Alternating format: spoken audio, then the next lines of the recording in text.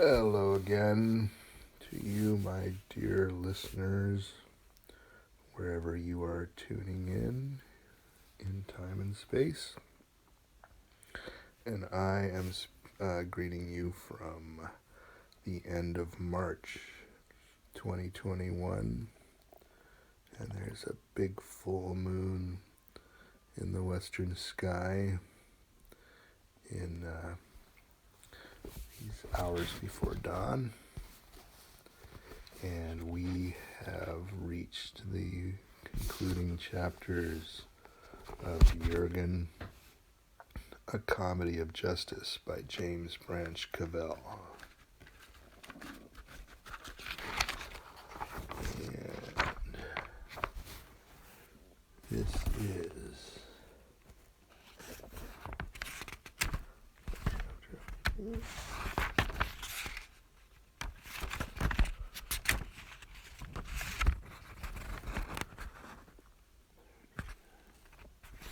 we have arrived at chapter 40. Just had to double check my Roman numerals there. Okay. Jurgen, A Comedy of Justice, chapter 40. The Ascension of Pope Jurgen. The tale tells how on the feast of the Annunciation, Jurgen came to the high white walls which girdle heaven. For Jurgen's forefathers had, of course, imagined that hell stood directly contiguous to heaven, so that the blessed could augment their felicity by gazing down upon the tortures of the damned. Now at this time a boy angel was looking over the parapet of heaven's wall. "And a good day to you, my fine young fellow," says Jurgen, "but of what are you thinking so intently?" For just as Dives had done long years before, now Jurgen found that a man's voice carries perfectly between hell and heaven. "Sir," replies the boy, "I was pitying the poor damned." "Why, then you must be Origen," says Jurgen, laughing. "No, sir, my name is Jurgen."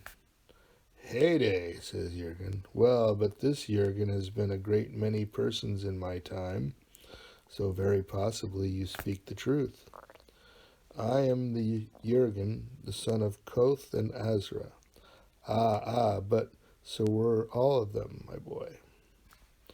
"Well, then I am Jurgen, the grandson of Stinvor, and the grandchild whom she loved above her other grandchildren, and so I abide forever in heaven with all the other illusions of Stinvor." "But who, monsieur?"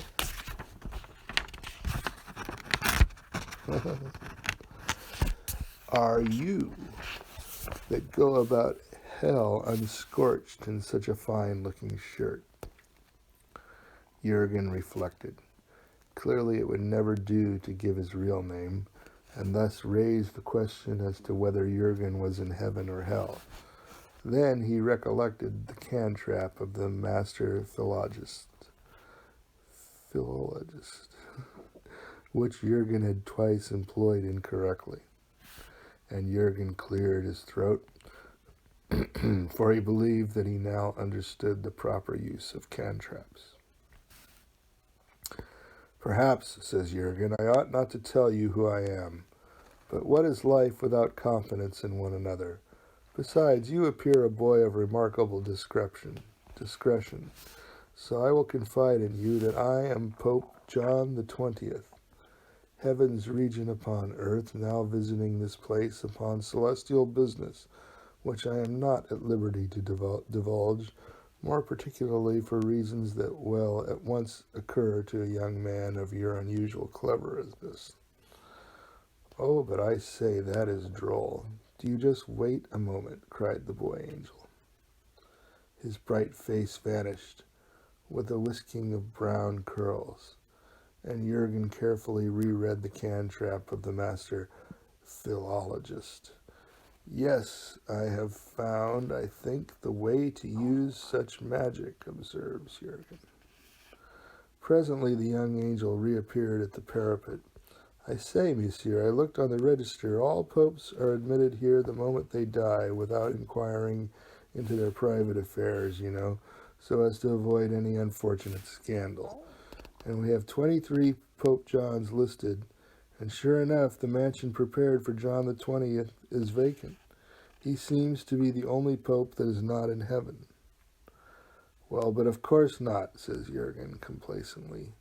Inasmuch as you see me, who was once Bishop of Rome, and servant to the servants of God, standing down here on this cinder heap. Yes, but none of the others in your series appear to place you. John the 19th says he never heard of you, and not to bother him in the middle of a harp lesson. He died before my ascension, naturally. And John the 21st says he thinks they lost count somehow, and that there never was any Pope John the 20th. He says you must be an impostor. Ah, professional jealousy, sighed Jurgen. Dear me, this is very sad, and gives one a poor opinion of human nature. Now, my boy, put it to you fairly, how could there have been a 21st unless there had been a 20th? And what becomes of the great principle of palpable infallibility when a pope admits to a mistake in elementary arithmetic? Oh, but this is a very dangerous heresy, let me tell you. An inquisition matter, a consistory business. Yet luckily, upon his own contention, this Pedro Giuliani, and that was his name, too, for he told me. You evidently know all about it, monsieur, said the young angel, visibly impressed. Of course I know all about it. Well, I repeat, upon his own contention, this man is non-existent, and so whatever he may say amounts to nothing, for he tells you there was never any Pope John the 20th, and either he is lying or he is telling you the truth. If he is lying, you of course ought not to believe him. Yet if he is telling you the truth about there never having been any Pope John the 20th, why then quite plainly there was never any Pope John the 21st, so that this man asserts his own non-existence, and thus is talking nonsense, and you, of course, ought not to believe in nonsense. Even did we grant his insane contention that he is nobody, you are too well brought up, I am sure, to dispute that nobody tells lies in heaven. It follows that in this case nobody is lying, and so, of course, I must be telling the truth, and you have no choice save to believe me. Now, certainly that sounds all right, the younger Jurgen conceded, though you explain it so quickly it is a little difficult to follow you. Ah, but furthermore and over and above this, and as a tangible proof of the infallible particularity of every syllable of my assertion, observes the elder Jurgen, if you will look at the garret of heaven, you will find the identical ladder upon which I descended hither, and which I directed them to lay aside until I was ready to come up again. Indeed, I was just about to ask you to fetch it, inasmuch as my business here is satisfactorily concluded. Well, the boy agreed that the word of no pope, whether in hell or heaven, was tangible proof, like a ladder, and again he was off. Jurgen waited in tolerable confidence. It was a matter of logic. Jacob's ladder must, from all accounts, have been far too valuable to throw away after one night's use at Bethel. It would come in very handy on Judgment Day, and Jurgen's knowledge of Lisa enabled him to deduce that anything which was being kept because it would come in handy some day would inevitably be stored in the garret in any establishment imaginable by woman. And it is notorious that heaven is a delusion of old women. Why, the thing is a certainty, said Jurgen, simply a mathematical certainty. And events proved his logic correct, for presently the younger Jurgen came back with Jacob's ladder, which was rather cobwebby and obsolete looking after having been laid aside so long. So you see, you were perfectly right then, said this younger Jurgen, as he lowered Jacob's ladder into hell. Oh, Monsieur John, do hurry up and have it out with that old fellow who slandered you. Thus it came about that Jurgen climbed merrily from hell to heaven upon a ladder of unalloyed, time-tested gold, and as he climbed, the shirt of Nessus glittered handsomely in the light which shone from heaven. And by this great light above him, as Jurgen mounted higher and yet higher, the shadow of Jurgen was lengthened beyond belief along the sheer white wall of heaven, as though the shadow were reluctant and adhered tenaciously to hell. Yet presently Jurgen leaped the ramparts, and then the shadow leaped too, and so his shadow came with Jurgen into heaven and huddled dispiritedly at Jurgen's feet. Well, well, thinks Jurgen, certainly there is no disputing the magic of the master philologist when it is correctly employed. For though it's through its aid I am entering alive into heaven, as only Enoch and Elijah have done before me. And moreover, if this boy is to be believed, one of the very handsomest of heaven's many mansions awaits my occupancy.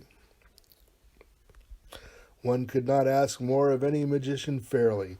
Aha, if only Lisa could see me now. That was his first thought.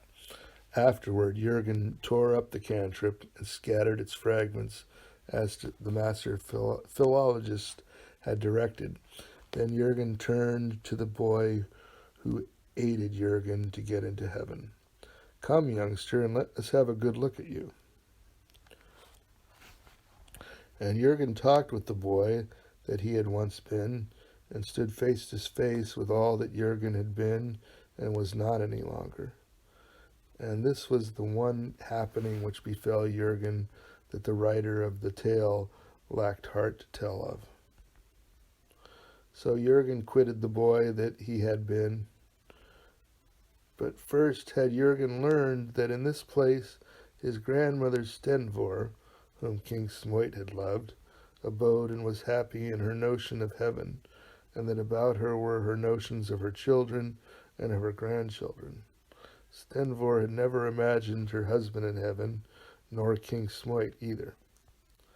That is a circumstance, says Jurgen, which heartens me to hope one may find justice here.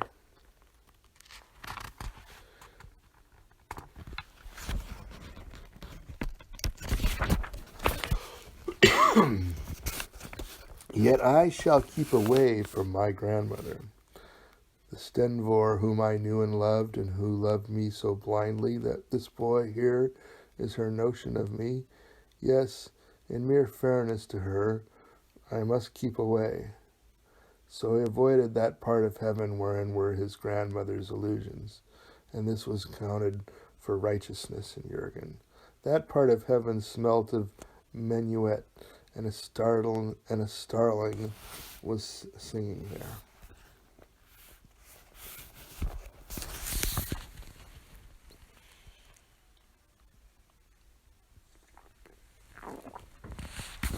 Yes. Okay. Chapter 41 of Compromises in Heaven. Jurgen then went unhindered to where the god of Jurgen's grandmother sat upon a throne beside a sea of crystal. A rainbow made high and narrow like a window frame, so as to fit the throne, formed an archway in which he sat.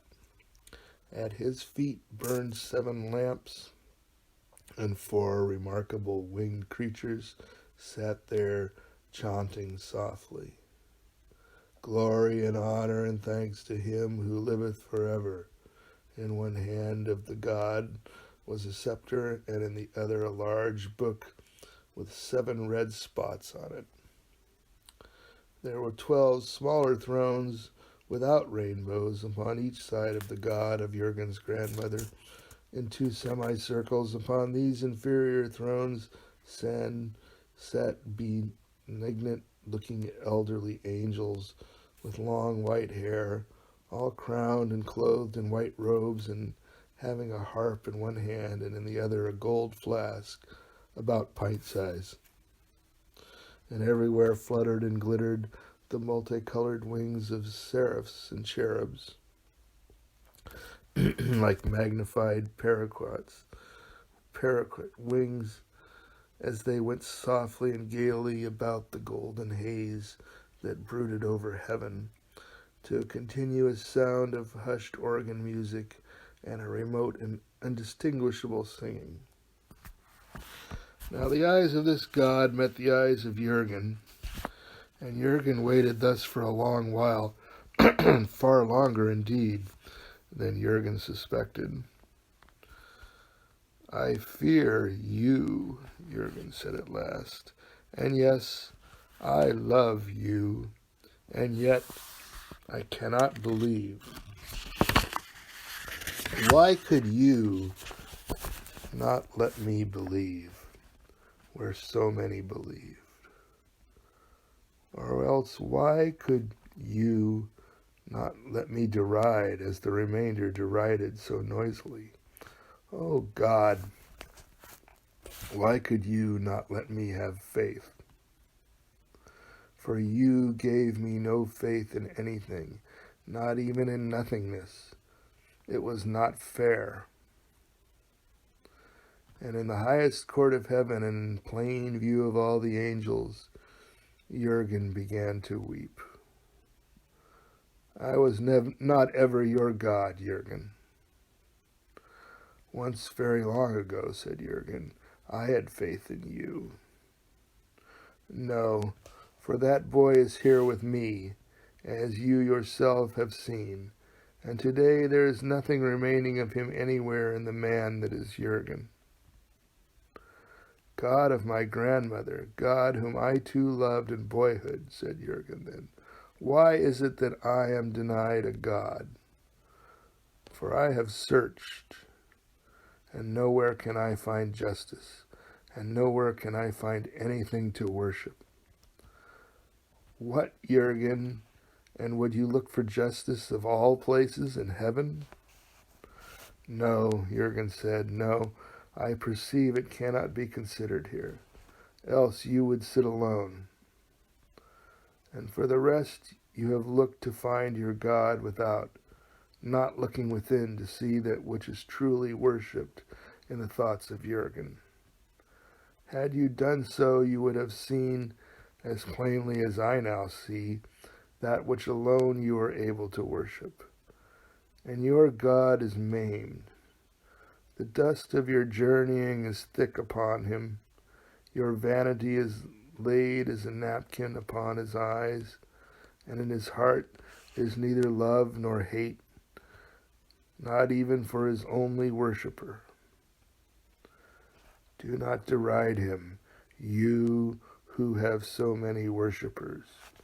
At least he is a monstrous clever fellow," said Jurgen. And boldly he said it, in the highest court of heaven, and before the pensive face of the God of Jurgen's grandmother. "Ah, very probably. I do not meet with many clever people. And as for my numerous worshippers, you forget how often you have demonstrated that I was the delusion of an old woman. Well, and was there ever a flaw in my logic? I was not listening to you, Jurgen. You most know that logic does not much concern us, inasmuch as nothing is logical hereabouts." And now the 4-winged creatures ceased their chanting, and the organ music became a far-off murmuring. And there was silence in heaven. And the God of Jurgen's grandmother, too, was silent for a while. And the rainbow under which he sat put off its 7 colors and burned with an unendurable white tinged bluishly, while the god considered ancient things. Then in the silence this god began to speak. Some years ago, said the god of Jurgen's grandmother, it was reported to Cochet that skepticism was abroad in his universe, and that one walked therein who would be contented with no rational explanation. Bring me this infidel, says Cochet.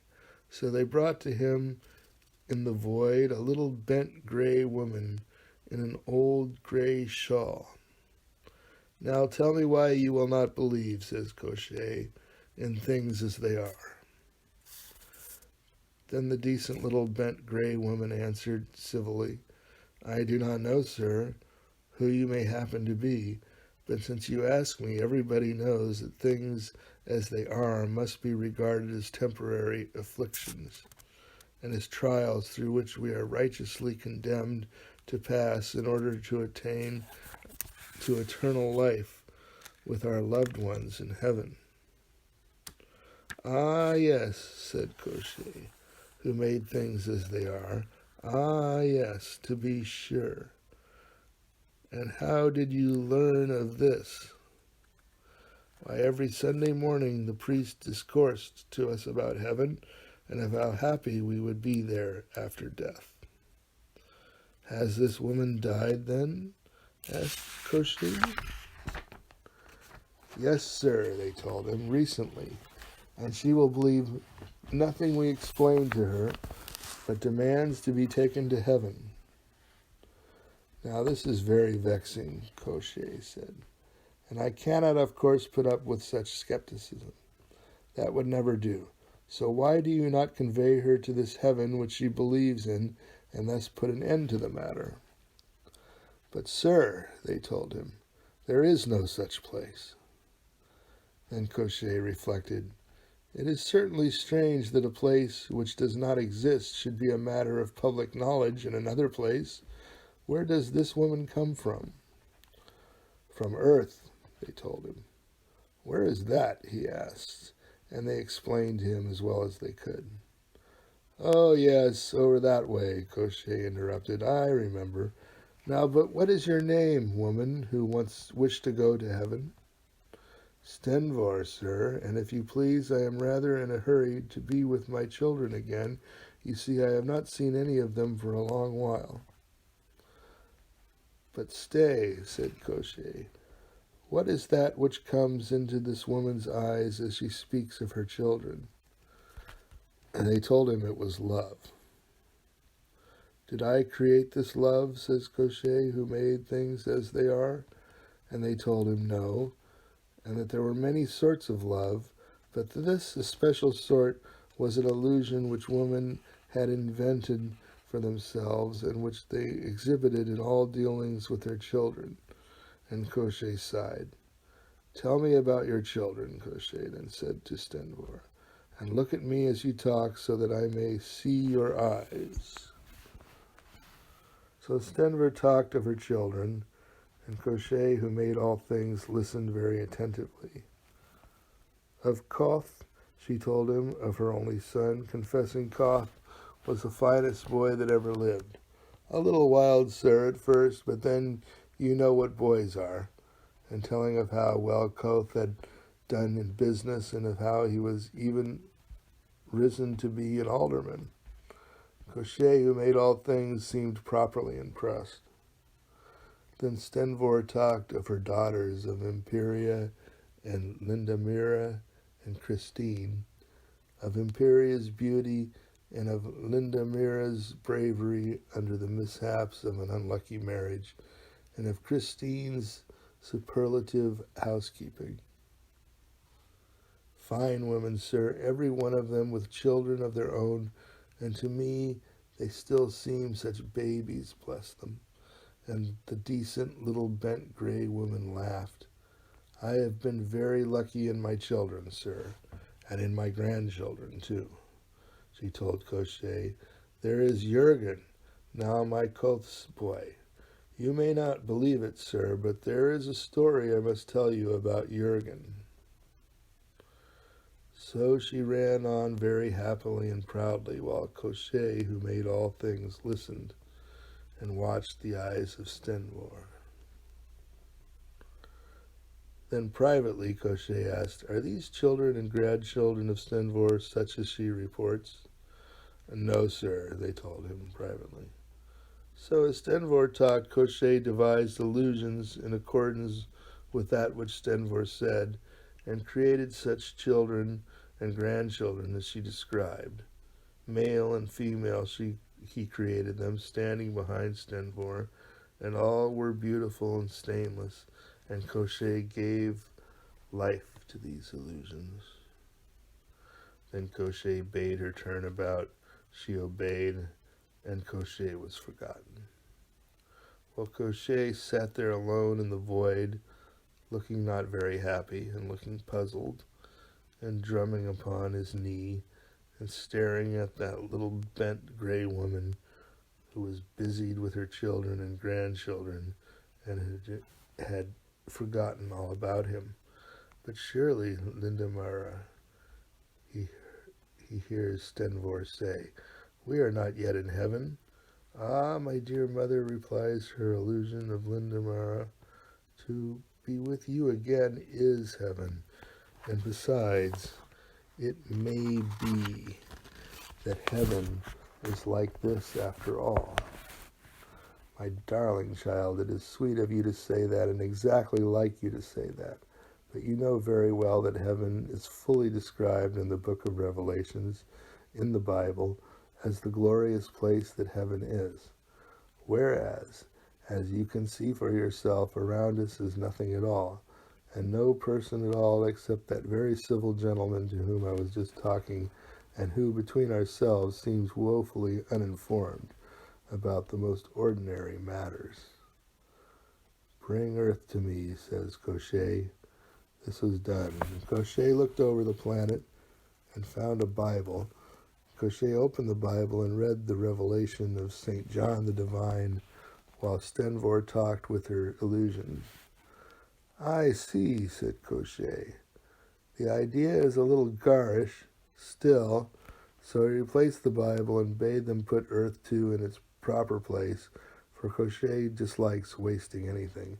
Then Cochet smiled and created heaven about Stenvor and her illusions, and he made heaven just such a place as was described in the book.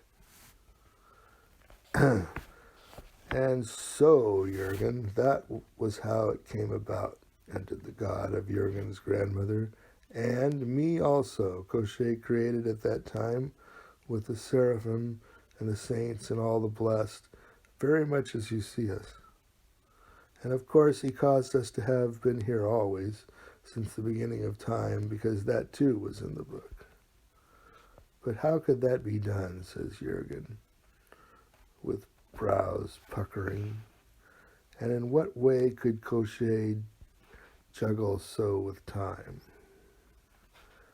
"How should I know, since I am but the illusion of an old woman, as you have so frequently proved by logic? Let it suffice that whatever Cochet wills not only happens, but has already happened beyond the ancientest memory of man and his mother. How otherwise could he be Cochet?" "And all this," said Jurgen virtuously, "for a woman who was not even faithful to her husband." "Oh, very probably," said the god. "At all events, it was done for a woman who loved. Cochet will do almost anything to humor love, since love is one of the two things which are impossible to Cochet." "I have heard that pride is impossible to Cochet." The god of Jurgen's grandmother raised his white eyebrows. "What is pride? I do not think I ever heard of it before. Assuredly it is something that does not enter here." "But why is love impossible to Cochet?" "Because Cochet made things as they are, and day and night he contemplates things as they are. How then can Cochet love anything? But Jurgen shook his sleek black head. That I cannot understand at all. If I were imprisoned in a cell wherein was nothing except my verses, I would not be happy, and certainly I would not be proud. But even so, I would love my verses. I am afraid that I fall in more readily with the ideas of Grandfather Satan than with yours. And without contradicting you, I cannot but wonder if what you reveal is true.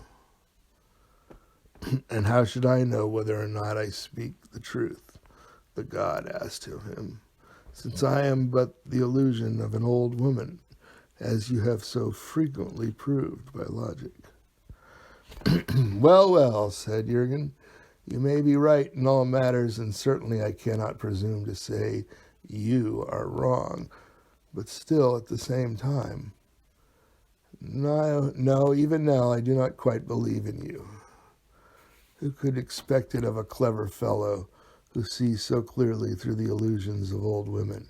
The god asked a little wearily. And Jurgen answered, God of my grandmother, I cannot quite believe in you and your doings as they are recorded. I find it incoherent and a little droll, but I am glad the affair has been so arranged that you may always now be real to brave and gentle persons who have believed in and have worshipped and have loved you. To have disappointed them would have been unfair, and it is right that before the faith they had in you, not even Cochet, who made things as they are, was able to be reasonable. God of my grandmother, I cannot quite believe in you, but remembering the sum of love and faith that has been given you, I tremble.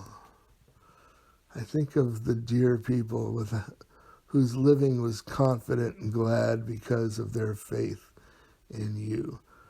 I think of them, and in my heart contends a blind contrition and a yearning and an enviousness, and yet a tender sort of amusement colors all.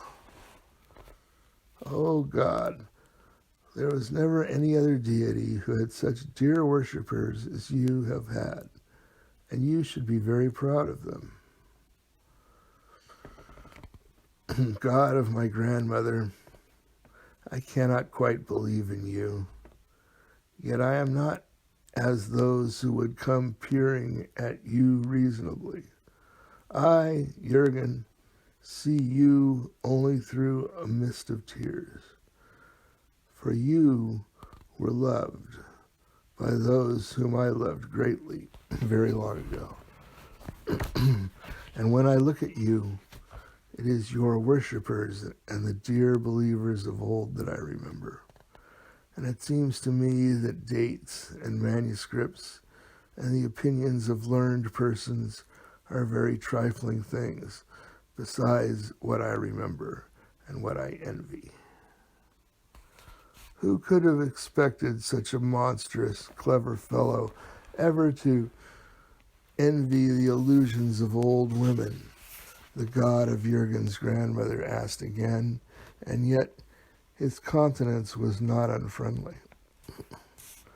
Why, but, said Jurgen on a sudden, why, but my grandmother, in a way, was right about heaven, and about you also. For certainly you seem to exist, and to reign in just such a state as she described. And yet, according to your latest revelation, I too was right, in a way, about these things being an old woman's delusions. I wonder now, yes, Jurgen, why, I wonder if anything is right, in a way. Wonder if that is the large secret of everything. It would not be a bad solution, sir, said Jurgen. meditatively. The god smiled.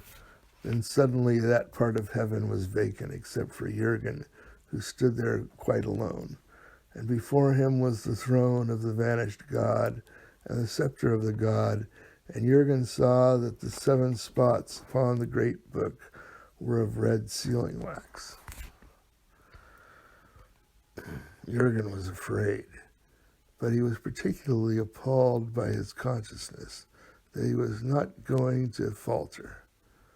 What you who have been duke and prince and king and emperor and pope and do such dignities content a Jurgen? Why, not at all, says Jurgen. So Jurgen ascended the throne of heaven and sat beneath that wondrous rainbow, and in his lap now was the book, and in his hand was the scepter of the god of Jurgen's grandmother. Jurgen sat thus for a long while, regarding the bright, vacant courts of heaven. And what will you do now? Says Jurgen aloud. Oh, fretful little Jurgen, you that have complained because you have not your desire. You are omnipotent over earth and all the affairs of men. What now is your desire? And sitting thus terribly enthroned, the heart of Jurgen was as lead within him, and he felt old and very tired. For I do not know. Oh, nothing can help me, for I do not know what thing it is that I desire. And this book and this scepter and this throne avail me nothing at all, and nothing can ever avail me, for I am Jurgen, who seeks he knows not what. So Jurgen shrugged and climbed down from the throne of the god, and wandering at adventure, came presently to 4 archangels. They were seated upon a fleecy cloud, and they were eating milk and honey from gold porringers. And of these radiant beings, Jurgen inquired the quickest way out of heaven. For hereabouts are none of my illusions, said Jurgen. And I must now return to such illusions as are congenial. One must believe in something, and all that I have seen in heaven I have admired and envied, but in none of these things could I believe, and with none of these things could I be satisfied. And while I think of it, I wonder now if any of you gentlemen can give me news of that Lisa who used to be my wife. He described her, and they regarded him with compassion. But these archangels, he found, had never heard of Lisa, and they assured him there was no such person in heaven. For Stenvor had died when Jurgen was a boy, and so she had never seen Lisa, and in consequence had not thought about Lisa one way or the other, when Stenvor outlined her notions to Cochet, who made things as they are. Now Jurgen discovered, too, that when his eyes first met the eyes of the god of Jurgen's grandmother, Jurgen had stayed motionless for 37 days, forgetful of everything save that the god of his grandmother was love. Nobody else is willingly turned away so soon, Zachariah told him, and we think that your insensibility is due to some evil virtue in the glittering garment which you are wearing, and of which the like was never seen in heaven. I did but search for justice, Jurgen said, and I could not find it in the eyes of your God, but only love and such forgiveness as troubled me. Because of that, should you rejoice, the 4 archangels said, and so should all that live rejoice. and more particularly should we rejoice that dwell in heaven, and hourly praise our Lord God's negligence of justice, whereby we are permitted to enter into this place.